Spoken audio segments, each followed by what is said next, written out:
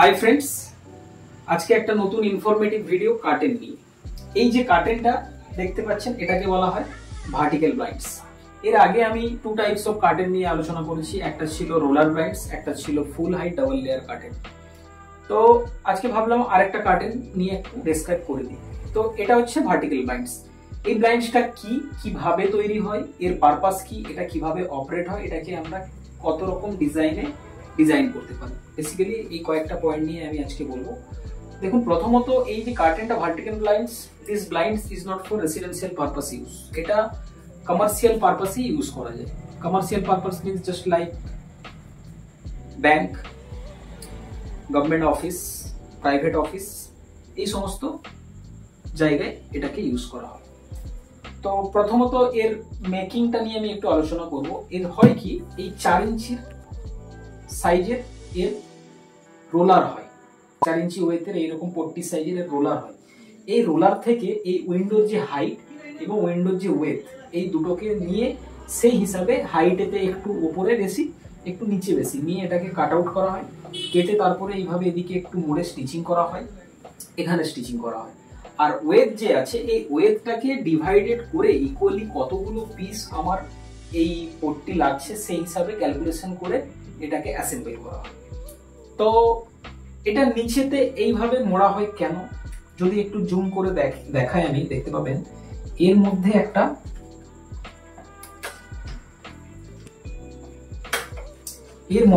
GI এর পাত্তি দেওয়া আছে।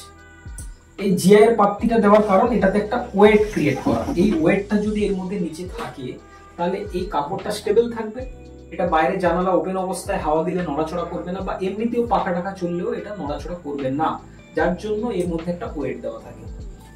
এবার এটাকে অপারেট করার জন্য দুটো চেন দেওয়া থাকে, দুটো চেন পেয়ে যাবেন। এই চেনটা কিভাবে কাজ করে, এই যে চেনটা, এটাতে আমি যদি এটাকে পুল করি দেন এটা ওপেন হবে, জাস্ট এইভাবে পুরো ওপেন হবে।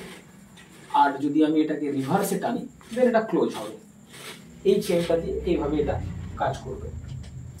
আরেকটা চেন রয়েছে, এটাতে কি, এটা যদি আমি এটাকে রোটেট করি, এটাকে টানলে, তাহলে এই যে চাওড়া চাওড়া পট্টি গুলো দেখছেন এইগুলো এইভাবে রোটেট হবে, এইভাবে রোটেট হয়। এটা পুরোপুরি 360 ডিগ্রি রোটেট করা যায়। আবার আমি রিভার্সে টানলে এটা অপোজিট ডাইরেকশনে রোটেশন হবে। তো এই রোটেশন করা হয় কেন, এই রোটেশন করার কারণ কি, সাপোজ আমি যদি এটাকে এইভাবে ছেড়ে দিই, এইভাবে রেখে দিই, তাহলে হয় কি, এতে একটা দেখতে একটা শেপ আলাদা ক্রিয়েট করে, একটা দেখতে ভালো লাগে। অ্যান্ড এখান থেকে আমি গ্যাপ পাচ্ছি, তাহলে এখান থেকে আলো বাতাসটাও আমার রুমের মধ্যে ইনসার্ট করবে, আলো বাতাসটা সার্কুলেট করবে, প্লাস আমার প্রাইভেসিটাও ক্রিয়েট থাকবে। আমি যদি সাপোজ যদি এখানে থাকি দেন আমার প্রাইভেসিও ক্রিয়েট হলো, আলো বাতাসটাও 50% এলো, দেন প্রাইভেসিও ক্রিয়েট হলো, এবং দেখতেও এটা ভালো লাগে। এবার আরেকটি পয়েন্ট যেটি, যে এটাকে আমরা কিভাবে ডিজাইন করতে পারি। এতে অনেক রকমের সেটস অ্যাভেলেবেল আছে।